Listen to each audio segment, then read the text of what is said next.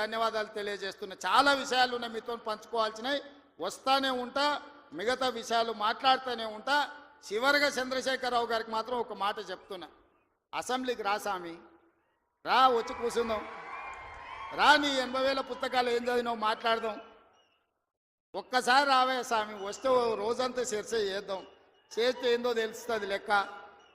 మళ్ళొక్కసారి అదేవిధంగా చేనేత కార్మికుల కోసం పని కల్పించాలని మన స్వయం సహాయక సంఘాల ఎస్హెచ్ గ్రూపులకు 65,000 మంది ఉన్నారు, 65 లక్షల మంది ఉన్నారు.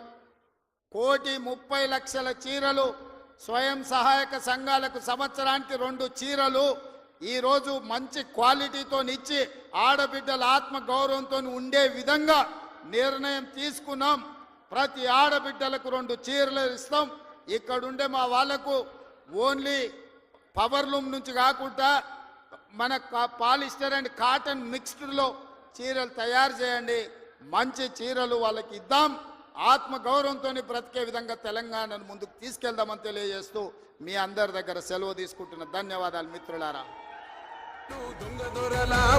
పడతాడు మన రేవంత్ అన్న పేద ఇంటికి పండుగ తెస్తాడు.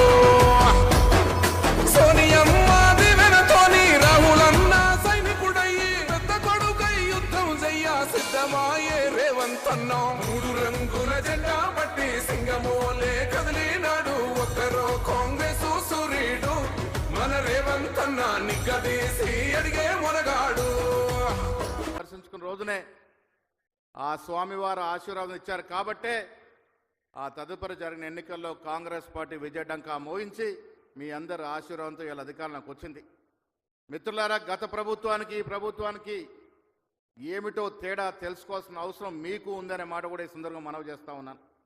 నీళ్లు, నిధులు, నియామకాల పేరిట తెలంగాణ తెచ్చుకున్న మనం ఈ కరీంనగర్ ప్రాంతంలో నీళ్ల పేరిట, నిధుల పేరిట తెలంగాణ ఆడబిడ్డలనే కాదు, వేములవాడ రాజన్నను కూడా మోసం చేసిన చంద్రశేఖరరావు ప్రభుత్వాన్ని గద్దె దించాలి అని ఈ గడ్డ మీద నుంచి ఆ రోజు మనం మాట్లాడుకోవడం జరిగింది.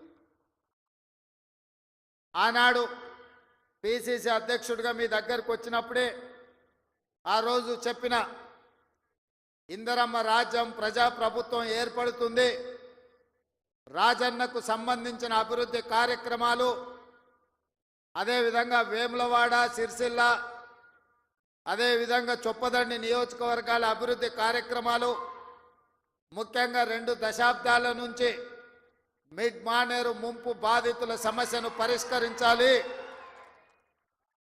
మీ వంట వార్పు కార్యక్రమంలో, మీ నిరసన కార్యక్రమంలో, మీరు చేస్తున్న పోరాటంలో చాలాసార్లు నన్ను ఆహ్వానించడం ద్వారా ఆనాడు మీ సమస్య నా దృష్టికి తీసుకొస్తే మనకు అవకాశం వచ్చినప్పుడు ఆ సమస్యను పరిష్కరించాలి అని చెప్పి ఆనాడే మీకు మాట ఇవ్వడం జరిగింది.